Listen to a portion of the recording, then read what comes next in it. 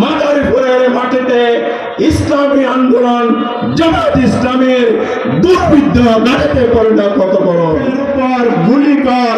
গুলি করার আহ্বান জানিয়ে তারা যে উত্তেজনা অনুপ্রেরণা তৈরি করেছিল সেই পথ ধরে এই বৈষম্য বিরোধী আন্দোলনের হাজারের অধিক তরুণ জীবন দিয়েছে, কিন্তু তারা ফ্যাসিবাদ বৈষম্যকে মেনে নেয় নাই। যার ফলশ্রুতিতে 5 তারিখ একটি গণবিপ্লব হয়েছে। সংগ্রামী ভাইরা আমার, এই বিপ্লবের পথ ধরে অন্তর্বর্তীকালীন সরকার ক্ষমতায় এসেছে। আপনারা জানেন এই সরকার জনগণের আন্দোলনের ফলশ্রুতি, নির্বাচনের মাধ্যমে আসে না, এ কথা সত্যি, কিন্তু জনতার আকাঙ্ক্ষার মাধ্যমে সরকার ক্ষমতায় আসাতে আজকে জনগণ এই সরকারের কাছে অনেক কিছু প্রত্যাশা করে। সুতরাং সরকারকে জনাকাঙ্ক্ষার বিপরীত অবস্থান নিলে বাংলাদেশ আবার অন্ধকারের দিকে চলে যাবে। আমরা বলতে চাই অন্তর্বর্তীকালীন সরকার এবং তার প্রশাসন সবসময় খেয়াল রাখতে হবে দুটো জিনিস। একটা হলো যারা প্রশাসন চালাচ্ছেন আপনারা প্রজাতন্ত্রের কর্মচারী, আপনারা দলীয় কর্মী নন।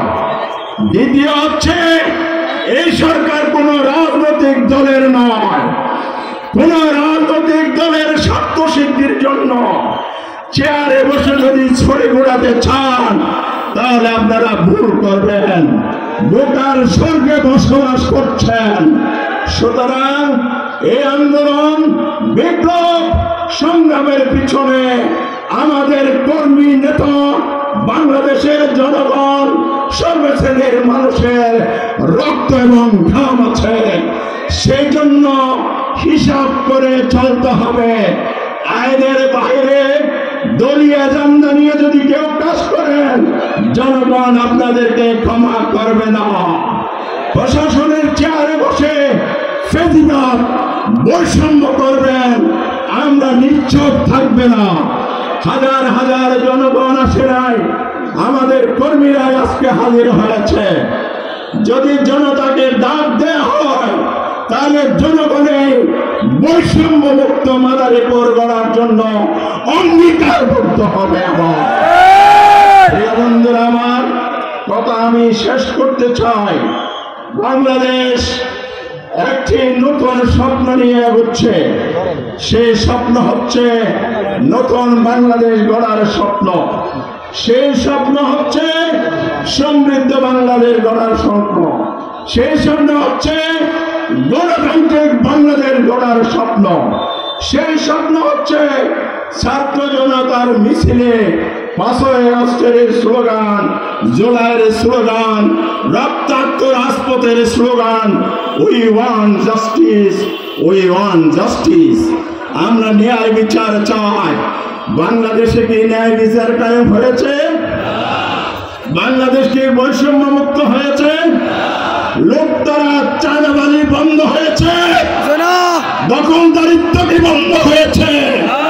ইনশাআল্লাহ যে তরুণ সমাজ রক্ত দিয়ে বিপ্লবের মাধ্যমে নতুন স্বাধীনতা এনেছে, সেই তরুণ সমাজ জামাত ইসলামের নেতৃত্বে আগামী দিনে নতুন বাংলাদেশ গড়ার নেতৃত্ব দেবে ইনশাআল্লাহ। এই জন্য আমি কথা শেষ দিকে বলতে চাই, জামাত ইসলামী আজ বাংলাদেশে নিছক একটি রাজনৈতিক দল নয়। জামাত ইসলামী হচ্ছে জনতার ঐক্যবদ্ধ শক্তির একটি দল, একটি জনমুখী দল, কল্যাণমুখী দল, দেশপ্রেমিক দল। বাংলাদেশের রাজনীতিতে সিদ্ধান্ত গ্রহণকারী একটি শক্তির নাম বাংলাদেশ জামাত ইসলামী। জামাত ইসলামী হলো সেই মতাদর্শ নিয়ে আজ আপনাদেরকে আহ্বান জানাই, যে মতাদর্শের আহ্বান জানিয়েছিলেন আমাদের প্রিয় নবী মক্কার অলিতে গলিতে মদিনায় আরব বিশ্বে, সেই হলো ইসলামের সুমহার বাণী। ইসলামের সুমহার বাণীর মধ্যে রয়েছে মানবতার কল্যাণ, জাতি ধর্ম বর্ণ নির্বিশেষে সকলের কল্যাণ এবং মুক্তি। এই জন্য আল্লাহ রাসূল যেমনিভাবে জাহেলিয়াতকে মুক্ত করে সেই আরব জাতি ও সভ্য জাতিকে রূপান্তর করেছিল, অন্ধকার থেকে মানুষকে আলোর পথ দেখিয়েছিল। আজকে নব্য জাহেলিয়াতের যুগে জামাত ইসলামী বাংলাদেশকে আলোর পথ দেখাবে ইনশাআল্লাহ। এই ক্ষেত্রে প্রয়োজন হচ্ছে সংস্কার। গত সরকার যে আবর্জনা রেখে গেছে, রাষ্ট্রের মৌলিক সংস্কারের মাধ্যমে সুষ্ঠু নির্বাচনের ব্যবস্থা করতে হবে। এই জন্য আমরা দাবি জানিয়েছি নির্বাচনে সংখ্যানুপাতিক পদ্ধতির প্রবর্তন। এই সংখ্যানুপাতিক প্রবর্তন যদি হয়, তাহলে এখানে দলীয় নমিনেশন বিক্রি দুর্নীতি করার সুযোগ থাকবে না। দলের যে ভোটের পার্সেন্টেজ হবে সেটার ভিত্তিতে এমপি নির্ধারিত হবে। এর মাধ্যমে জনগণের রায়ের প্রতিফলন ঘটবে। অধিকাংশ জনগোষ্ঠী কোন দল 50% উপরে বেশি ভোট পাওয়া ছাড়া ক্ষমতায় আসতে পারবে না।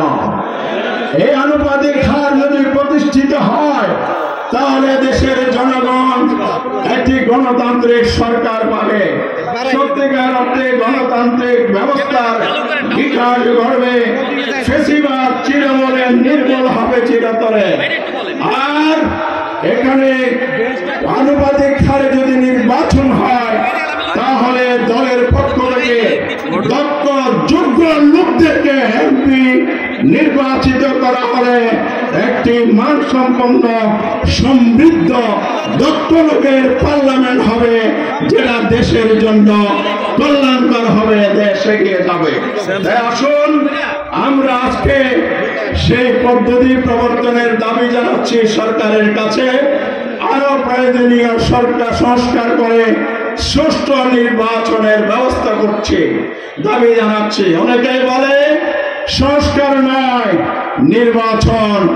আমরা বলতে চাই সংস্কার হলো নির্বাচনের প্রথম ধাপ। প্রথম সিঁড়ি অতিক্রম না করে ছাদে উঠতে গেলে হাত পা ভেঙে পড়বেন।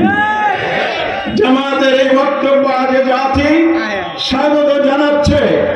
এই জন্য আবার কারো কারো গায়ে লাগে। কেন লাগে? আমরা তো বলি নাই ওই দল দুর্নীতি করে, আমরা তো বলি নাই ওই দল সাদাবাজি করে, আমরা তো বলি নাই ওই দল দখলদারিত্ব করে।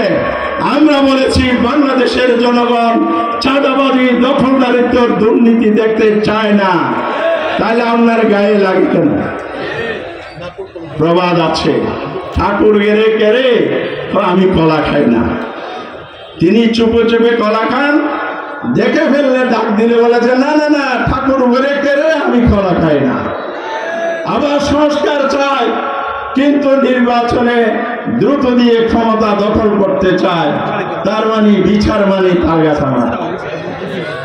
এই কাহিনী কি আর চলবে? আওয়ামী বয়ান বাংলাদেশে চলবে? ফ্যাসিবাদের পুনরুত্থান বাংলাদেশে হতে দেবেন? তাহলে আসুন জামাত ইসলামের নেতৃত্বে ঐক্যবদ্ধ হয় বাংলার ঘরে ঘরে মাদারীপুরের প্রতিটি মানুষের কাছে ন্যায় ইনসাফের বাণী, ইসলামের বাণী পৌঁছিয়ে দেন। সংগঠনকে শক্তিশালী করেন, নিজেদের যোগ্যতা বাড়ান, আমল আখলাকে উন্নত করেন। সংগঠনের জন্য ত্যাগ স্বীকার করে পরিশ্রম করে মাদারীপুরের মাটিতে ইসলামী আন্দোলন জামাত ইসলামের দুর্বিদ্ধ গাড়িতে পরিণত করুন। সেইভাবে যদি আমরা এগিয়ে যাই, ইনশাআল্লাহ গোটা বাংলাদেশের মানুষ নতুন বাংলাদেশের স্বপ্ন বাস্তবায়নে সক্ষম হবে। সবাইকে এসে আহ্বান জানিয়ে আমার বক্তব্য শেষ করছি। ধন্যবাদ। বাংলাদেশ জিন্দাবাদ, বাংলাদেশ জামাত ইসলামী জিন্দাবাদ।